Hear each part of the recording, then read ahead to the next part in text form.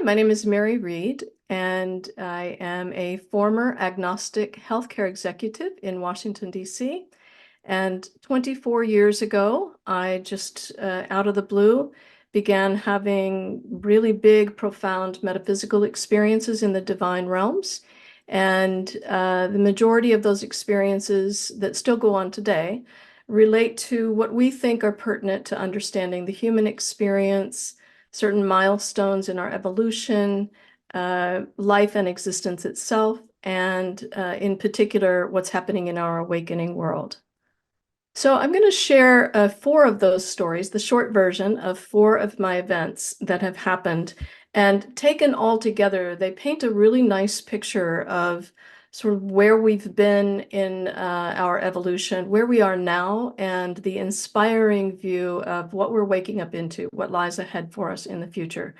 Now, before I do that, I have to explain what happens to me in my experiences. It's easiest to understand if you think about like a blackboard that has a spiritual lesson or a teaching or a truth or understanding on it. But instead of looking at the blackboard to understand or learn the lesson, I enter into the blackboard and become the lesson itself. So all of my experiences are fully embodied experiences from the perspective of within another being or another experience or moment or that sort of thing. And when these things happen to me, can happen at any time. I can be walking down the street. I can just be doing things around my house. I can be in a meditation. It can be the moments going into or out of sleep. And what opened the doors originally was a hypnosis session. And I had gone to get that hypnosis session because I had started hearing a voice that was telling me I was supposed to be doing something very important. And at the time, I was doing clinical research in respiratory medicine, so I thought I already was. But I'm going to tell you what happened in that very first experience. This is where my experiences started back in December of 2000. In that experience, the first thing that happened was I went into the body and being of Jesus on the cross at the moment of crucifixion. And I was completely experiencing his body, his perspective, and what was happening. He was being drugged through on the cross through a very emotional crowd. And in that moment where I realized where and in whom I was, suddenly I just got this huge download instantly of how humanity has evolved, the entire trajectory of our evolution to that point. And in that, I watched what caused that moment, the crucifixion moment. And in my experience, it wasn't what my grandmother told me. It wasn't a betrayal by a disciple and some people in power who felt threatened by Jesus. In my experience, what caused that crucifixion was the momentum of a mindset. These ideologies of fear and conflict that had just taken ages to cultivate and perpetuate and deeply entrench. And I watched all of that momentum come to a head in the crucifixion and then continue on in different ways. And in that experience, I actually experienced the death of Jesus. I felt when the body died, and then I felt his spirit, just like you hear in near-death experiences, I felt his spirit pull up out of the body and then hover above the crowd. And then I could immediately just experience all of the emotions of everyone present there as though they were my own. I knew exactly all of the grief and all of the guilt and all of the rage and all of the shock and everything. I was just experiencing all of it simultaneously. But regardless of what anybody was feeling in that crowd, one thing was consistent for everybody, and that was I saw a thread connecting every single human heart, not just in that crowd, but throughout all of history. Throughout this thread went through all humans in history, through all of the people at the crucifixion, and then all the way into current day humans. And it was a thread of sorrow. And the source of that sorrow was our deeply held belief that we are separate from this thing that we call God, that we believe we're separate from the very source of our life. I saw that carried as a sorrow in every human heart.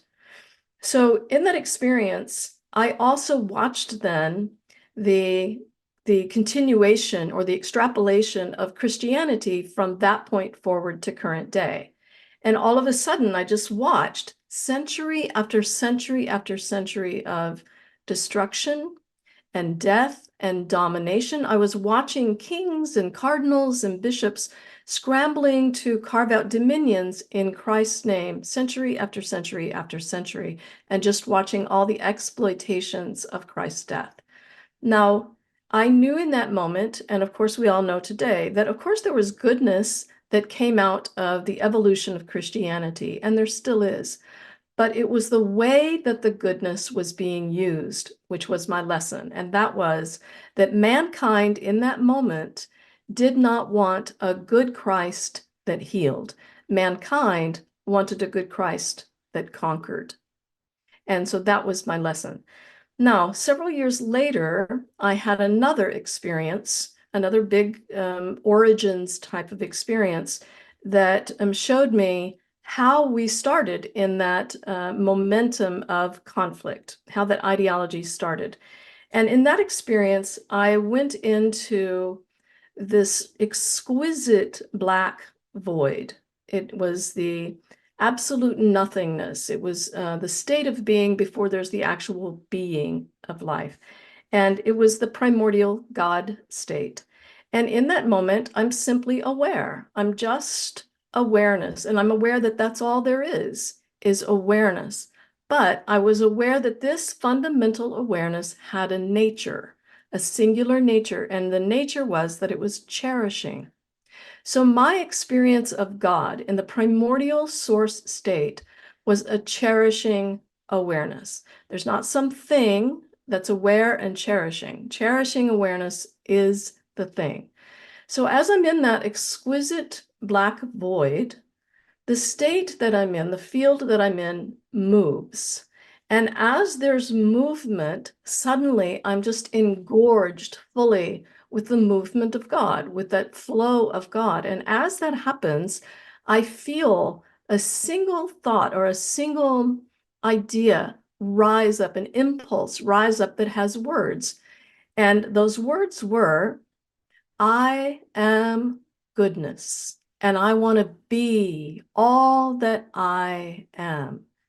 And those words, as they came through me, they just rocketed me into the beginning of evolution of being. So my experience of God as a cherishing awareness, all of life is the movement of God being aware of and cherishing all there is to be aware of and cherishing. So that was my experience. And I watched us in our evolution of what we can be aware of happening through movement, happening a little like we can think of it in contrast. So you might imagine if you are red and everything around you is red, you don't know what red is until you encounter something like yellow. And then you understand red and yellow, and red in relationship to yellow. And so this is how I watched us exploring pattern after pattern after pattern of all these multidimensional movements that come as color and sound and eventually form and all of these kinds of things. And I watched things change dramatically when we came into the exploration of the pattern of fear.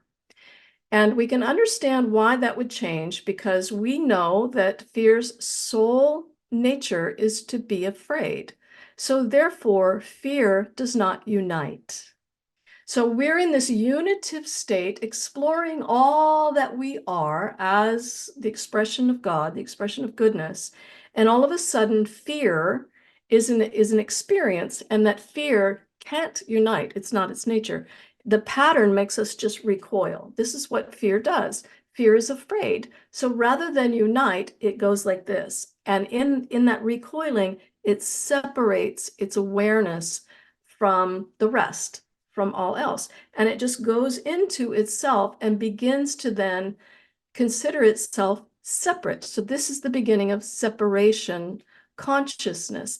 And in that separation consciousness, it believes that it's alone. So it just begins to create a whole entire world based on whether or not it's safe. So we begin to develop duality, or what we consider conflict.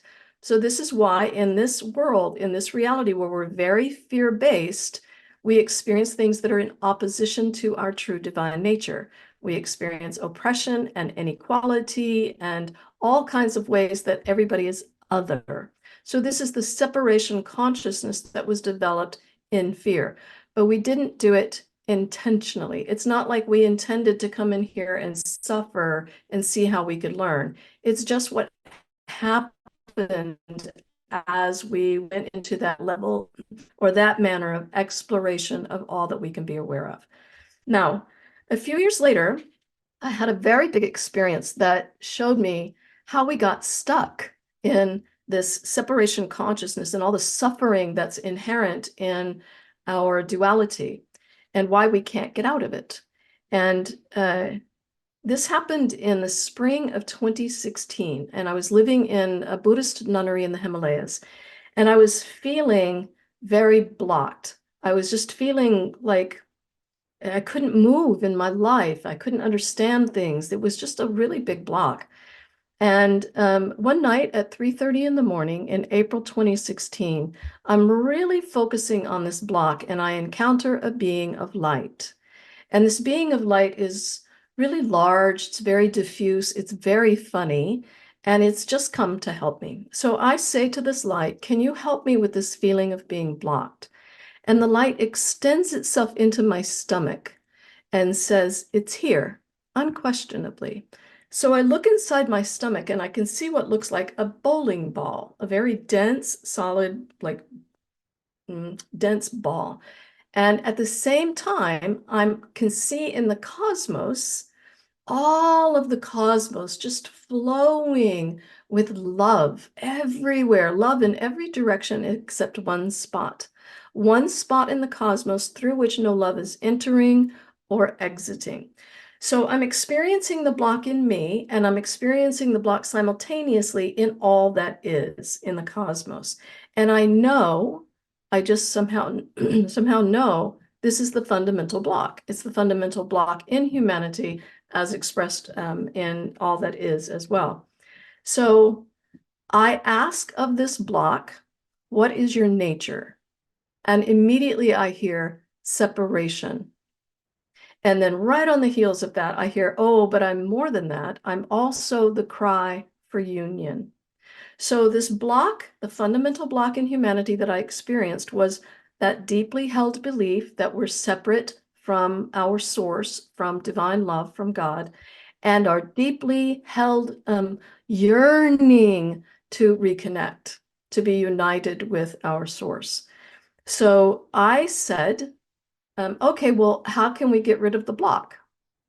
And immediately there was like a really powerful like force field around it, protecting it and giving it power. So the idea of rejection was the very thing that gave separation its life, its power. So, okay, I don't want to reject it. I just want to understand it. And as always happens to me, when I'm going to understand a lesson, I enter into the experience and became the block. I just entered right into the block and I started to become all that the block contained. And when that happened, I started to become absolutely every single thing that we in our human life label bad. War, violence, pride, jealousy, rage, anger, hatred, all of it. I was becoming that, and I was getting really angry, really intensely upset. And I said, yeah, we don't want to talk about this, do we?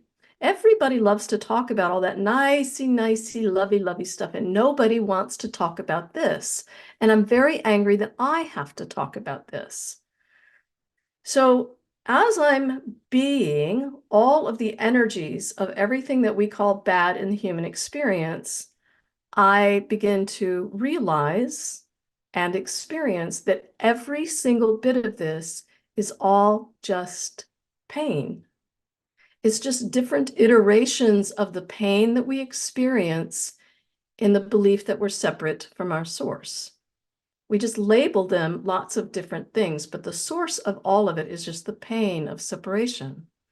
And as I'm realizing this, as I'm holding and being all of this pain, I realize that all of it is profoundly sad. And the reason it is so sad is because we decided from the very beginning that pain is the thing to be rejected.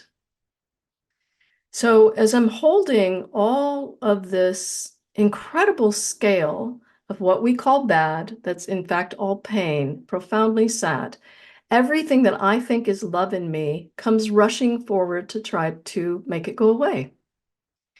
My kindness, compassion, concern, empathy, everything comes rushing forward to try to make this pain and the sadness go away. And I can't get anywhere near it. I can't touch it. And I begin to get really upset. I'm like, why not? Why can't the love in me heal the pain of separation from love in me? Isn't that what I'm crying out for? Isn't that what this block is crying out for? And I'm not getting any kind of answer. And all of a sudden, the light comes back, that being of light. And the light asks me very quickly, why can't you answer that question?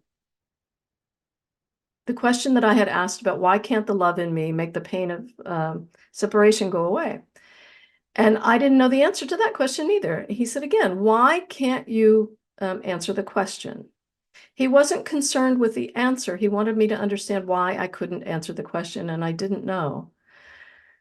So as I'm standing there really massively confused, I'm still being the pain and the sadness of all these things we label bad. And all of a sudden, all of the atoms and molecules in the cosmos, which is an unfathomable scale, began to fill in with light. It just was all divine presence. It was like the whole entire cosmos, universe full of divine presence, and it was all very serious. And the divine presence says, this is the work of the universe. There is this work, and all other work falls away. And they said to me that the dissolution of the block is like an absorption process into the divine energies that are all around it. And they showed me the block. They showed it looking like a soap bubble. And you might imagine if you pierce the boundaries of a soap bubble, then poof, it just, the essence of the emptiness that it contains is just absorbed into the divine energies that are always there. And they said the absorption process is their work, but the piercing process is my work. And then I watch them take I just like watching my body on a movie screen. They show me these very simple body movement exercises, and they tell me that this is your piercing process, and it's going to take place over several days. I've been having these experiences for 24 years, and that's the only time I've ever had explicit instructions. This is your piercing process, and it's going to take place over several days. And so, okay, I sat on my little twin bed in the nunnery, and I started to do the very simple body movement exercises. And as I did that, I started to feel a very powerful current, like an electric current, rolling up my body and then back down. And then it would roll up. And the next time it rolled up, it was much bigger and much vaster. And it kept getting bigger and vaster. And pretty soon, again, it's the size of the universe. And when it gets to be that big, it again begins to bring in ancient information. And that information is, again, everything that we label bad. But this time, I'm watching us create those energies. I'm literally watching us build our good and bad world with all the labels of what's good and what's bad. And I watch us like label bad, bad, bad, good, good. And I watch us pick up the good again and again and again, trying to make the bad go away. We're using good like a weapon to try to make the bad go away again and again. And I watch us build our whole reality out of this. And as I'm watching all of that, everything fasts forward to current day. And I can see that this is the paradigm, this is the dynamic, these are the energies that paced the rhythms of our poetry throughout history. I can hear it in the lyrics to our favorite songs. I could see it in the conflict arcs that are in all of our stories, in our movies. They're required. I see it eloquently threaded through religious doctrine. I watch us use it like building blocks, building the foundations of our education, our economics, our government, our cultural and societal systems. All the systems built on this good trumps bad paradigm. And we know this because we all love the story of good trumps bad. It's the classic hero's story. It's the basis for romance and the Disney movies and all of these things. It's all based on that paradigm. But that's not a model built in love. It's a model built on conflict and fear. So as I'm realizing what happened, like what we did in building our good trumps bad world, I understand then perfectly what we did, how we got stuck. And we got stuck in a loop of self-rejection that we keep trying to, because we think love is good only, then we keep trying to use that goodness, which is one part of us, to make another part of us try to go away. So we keep using the good in us to try to make the bad in us go away, and we can't. None of the bad that you see in our world today just started. We just keep recycling it. We keep recycling it because we're stuck in this conflict loop. What we're calling bad, remember, are all of our cries for union with love. That's our pain. That's our loudest cry for union with love. And we keep using love like a weapon to try to make it go away. What it's seeking is the opposite of rejection. It's seeking embrace. It's seeking union. So every single time in our good trumps bad paradigm of life that we've used love like a weapon, that conquering mentality, we've just created more pain. So we use the good to reject the bad, and then we just create more pain. That's the cycle that we've been stuck in. That's also why I couldn't answer the question of why the love in me couldn't make the pain in that block go away. Because my idea of love was for the pain to go away, and it didn't want to go away. It wanted to be held. It wanted to be loved. So as soon as I understood that, then I knew exactly what I was supposed to do next. I knew exactly what the real piercing process was. All of those body movement exercises were just to get me to this understanding. I knew in that moment that what I was supposed to do was to get my own being, my own field, my own life in direct alignment with Source, with God, with my own true nature. And so knowing that, I literally said out loud, whatever comes into or arises in my field now will be accepted as an equal of all, as equal with everything else that I am. Everything that comes into or arises in my field is free to be here, whatever it is, as it is. I will not oppress or resist. Whatever comes in here will be unconditionally accepted as it is. I will not reject. Whatever comes into or arises in my field will be accepted as an part of the oneness, unified field of all that I am. And the moment that I hit the mark, the moment that I was in direct divine alignment, again, all the things that we label bad started coming back around, but this time they came one at a time. And the first thing up was fear. And when fear hit this divine field in me, there was like an explosion, bam, of all these various different kinds of fear, every kind of fear imaginable. But this time it was mine. It was everything in my life, my whole existence, and all the ways I'd ever been interwoven or entangled in the collective consciousness of humanity. All the fear, and then underneath it, all the pain. All the pain that that fear was holding, that pain represented in my life, my existence, and what I held in the collective. And every speck of pain that I could see was like a living entity looking right back at me, knowing that I had rejected it. the scale was absolutely what I was experiencing, looking at, knowing in that moment was so unthinkable.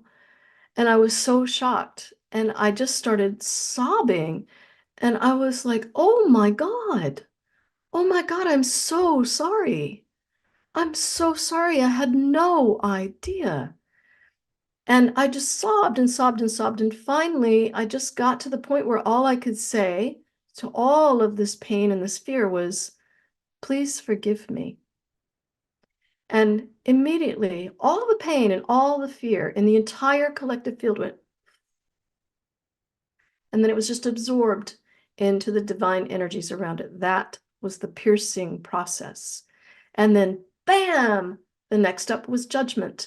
And judgment, same exact process. All of it was mine, my life, my existence, all the ways I had held judgment in the collective consciousness. And then underneath it, all the pain. And then again, the sobbing, the again, I'm so sorry. Please forgive me. Poof. And then self-loathing. And this just kept going on and on and on. And sure enough, it was day and night for several days.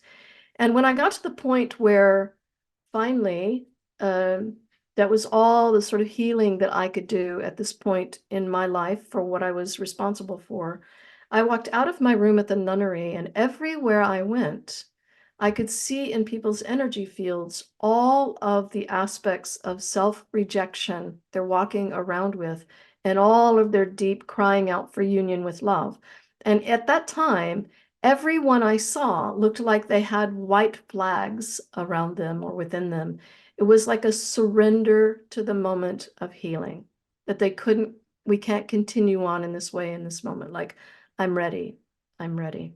So, the last experience I will share is where, in my experience, all of this is leading. Basically, what we're waking up into when we have this full alignment with our divine nature, when we stop rejecting any aspect of ourselves or others or existence. And it's really sort of encapsulated in this single event here. In this experience, I was in a meditation, and I entered into what we would traditionally think of as the realm of hell. It was like the archetypal representation. There wasn't fire and pain and all of that. It was just the representation archetypally of the realm of hell. And in this realm, there were all these black cloaked beings, and they were all standing on these risers like a choir, and there was a whole bunch of them. And in this realm, there was a feeling of an impending healing that was present. And all of these black cloaked beings were reaching out for something. They were reaching, and all of a sudden they started stomping their feet in revolt. Every one of it got really, really loud. And the revolt was that they would no longer wait for the healing. The healing had to happen now. And all of a sudden, between the risers, walks a red cloaked being, the sort of archetypal representation of the devil. This very large red cloaked being with a scepter. He's carrying a scepter, and he walks to the front of the room or the realm. He turns around and he faces all the black cloaked being, and he raises his scepter really high and says, "The time has come." And then he slams the scepter down and he surrenders. And immediately, all the black cloaked beings in the risers melt away. They all just disappear.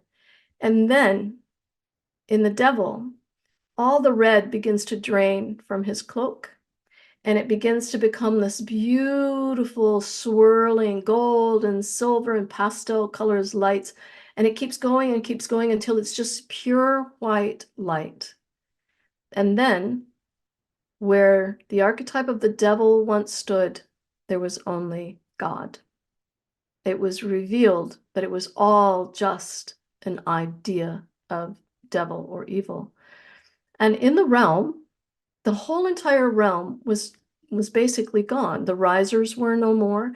And it was very clear that this space, this idea, this realm was not going to be replaced by something else. It was no longer needed.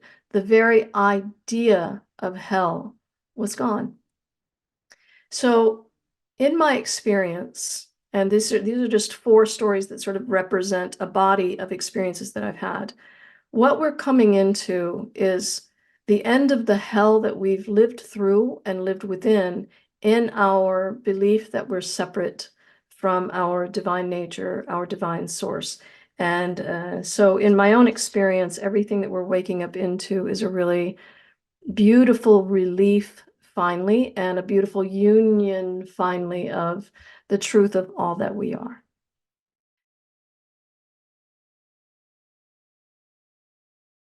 So the range of beings that I've experienced in my events is really quite extensive. So I've gone into just like the beginning of Christianity. I went into the body of Jesus at the moment of the crucifixion. I've gone into the mind of Buddha at his first moment of enlightenment. I've had meetings with Moses and Archangel Michael and various light beings of different kinds. Interestingly enough, I've never met many women entities, but I've met other people's loved ones and been able to pass on messages. There's a whole range that I've met, but my particular guides, uh, I actually channel a very large stadium full of divine beings that call themselves consensus. So there's thousands of them at once.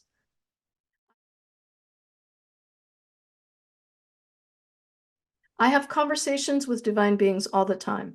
This is how I do my work. I have a community that I guide every week, and I bring in all the divine beings to guide the teachings. It's channeled teachings every week. I do all my consultations with the divine beings. I'm not the one doing them.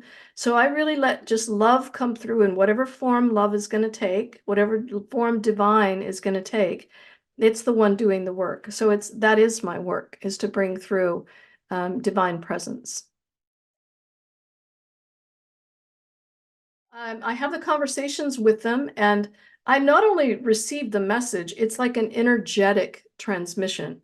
So it's here again, it's embodied, it's in my body. It's nothing that I'm thinking, it's just something coming through. And it's a healing transmission. And in my community gatherings, I'm in the field and we're all being guided by this information. So it's bringing in higher perspectives so we can understand things from a higher point of view. We can be healed through that energy that's coming through. It's really quite extensive.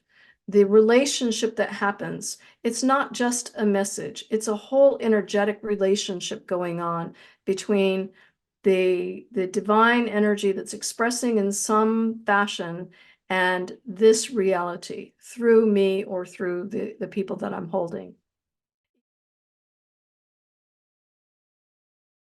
Even though that first experience was through hypnosis, suddenly I was just having experiences of oneness while I was hiking, or again, when I would fall asleep and I'm not asleep yet, but suddenly I'm in a different world. And in the beginning, in the first few years, it was uncontrollable. I had no control over it.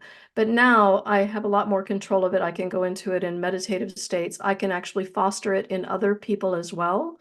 For some reason, my field holds sort of open doors for others. So, yes, it was quite a shock to realize that I had those abilities because remember, I was agnostic before that. So I didn't have any idea about any of this. I never even had big questions about life. So this was all a shock to me.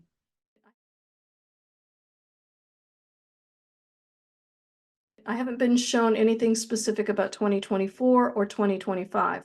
What I do know and what I have been experiencing is a lot of guidance for stabilizing us right now in preparation for very, very big energies coming on. We're right now already starting to have really, really big influxes of energies, and we're being stabilized as we go along to really be able to handle extreme changes that are on the horizon. I've not been given any kind of specific dates. Do we have multiple dimensions of being? Absolutely. This is just one aspect of our awareness, but this is just one focus. It's like looking through a telescope. But if you took away the telescope, all of it is here. And so what we're waking up into is all of those other dimensions. I have actually experienced parallel dimensions and dimensions across time and space, and our awareness can go in and out of various just as I explained about going into the body and being of Jesus, I'm in another dimension. I'm across time, I'm across space, I'm across being even. We are all constantly changing the consciousness of the world. We're inherently part of a collective consciousness, but that collective consciousness is made up of all of us unique aspects of consciousness. So as we evolve, as we open ourselves up to more and more, we're opening more and more for the collective consciousness. So we're opening up more of potential for humanity as we ourselves do our individual exploration and work. It's really very simple to affect collective consciousness. Once we sort of open our own, that is our contribution then to the collective.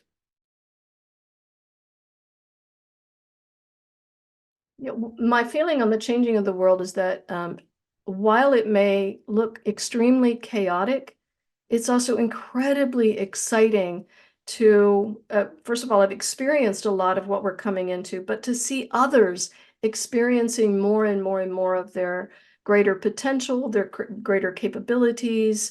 While there is a lot of chaos, there is also a really rapid increase in unity and more collaboration and more love. What is the chaos? The reason that we're having so much chaos is because there's two things happening sort of simultaneously.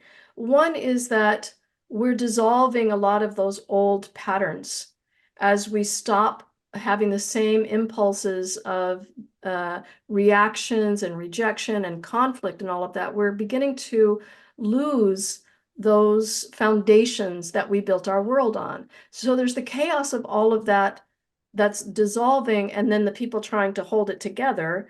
And then there's also the chaos of the new higher energies coming in, and we're trying to acclimate to those while we're still trying to find our balance from the old. So we're kind of in this middle chaos zone.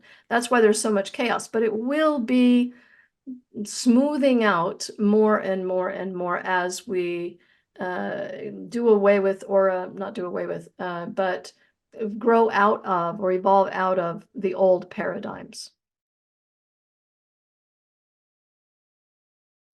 Well, I think that in terms of our future, I can only speak about things that I've experienced. So I don't want to guess about the future, but I can tell you based on what I've experienced, that when we wake up into really the truth of all that we are, war will not be a possibility. It just won't express because we won't be in conflict. The whole basis of war is conflict.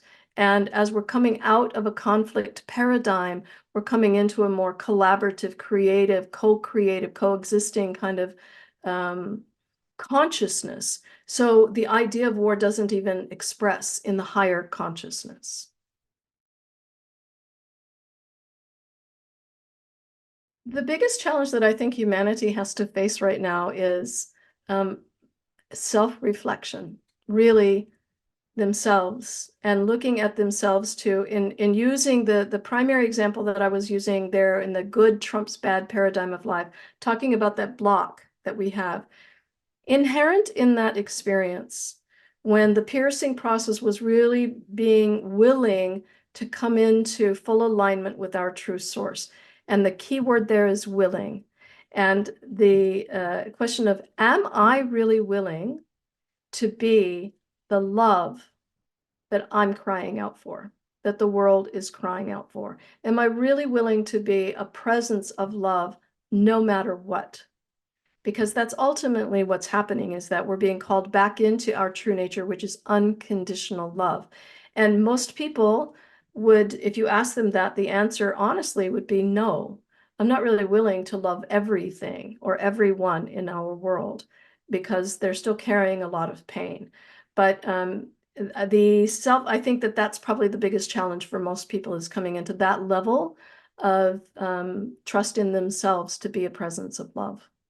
When we address that challenge of, that simple challenge of, am I willing? Now, again, I can only speak from personal experience, but in my personal experience, when we really come to that place authentically, then it is not me doing the work. It's love itself doing the work, and everything becomes easy. This is what I call the path of ease. We're not efforting our way into peace. We're stopping all the effort that is creating not peace. So we're just allowing love to come in and sort of be the path. So there's, again, love is not going to war. Love is not going to be in conflict. Love is not going to do all that in its pure expression. So the moment that we do have that willingness to be a presence of love, then I can speak from experience, things become a whole lot easier. They become a whole lot more fulfilling, and basically without conflict.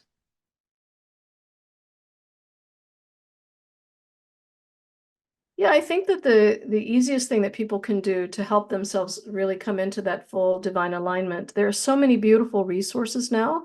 There's books and videos on self-acceptance and mystic wisdom, and I'm a big advocate for exploring mystic wisdom, because mystic wisdom is not through the mind. The mind is the fear-based realm.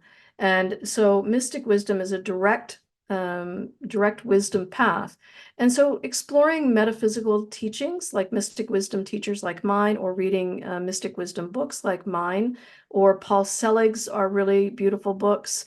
There's a lot of mystic wisdom things out there, lots of YouTube channels just like yours, that can inspire us into more remembrance rather than more study of the wisdom. And so that kind of thing, and working with people that can help in a meditative state to help people release the stronghold of the mind and just relax more and more and more into the truth of their being, which is all we're really doing, is just relaxing all of the effort of being human and then allowing ourselves to open up to the reality of love that we are.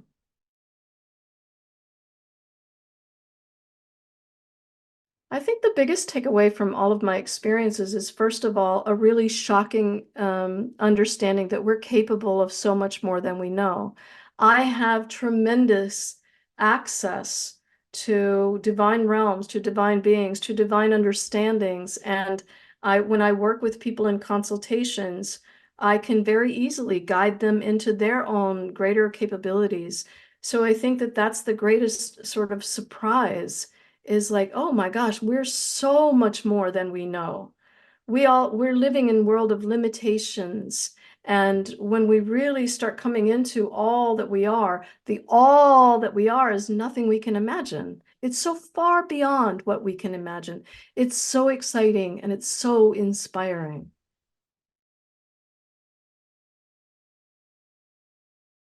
My guidance for young people, especially in today's incredible, exciting, awakening world, is to really hang on to all of that divine knowing that you have within you, that is still very strong and present within you, and to really be able to tap into that and trust your own being. Trust your own spirit. Trust what really guides you from within. And let that be how you teach all of us about how to be a divine human. I think the young people of our world are our teachers. The purpose of life, in my experience, and again, I can only speak about what I've experienced, is an ultimate uh, purpose of being aware of and cherishing all there is to be aware of and cherish. So ultimately, all we're doing is exploring all of our potential. What can we be aware of? How can we know existence? All the ways of existing. How can we know that? That's the ultimate purpose. And so we will have certain things that we want to learn, or certain perspectives through which we seek to learn. And thus we have the various different lives. This is why we're all unique, because it's all God exploring from different angles, all possibility of existence.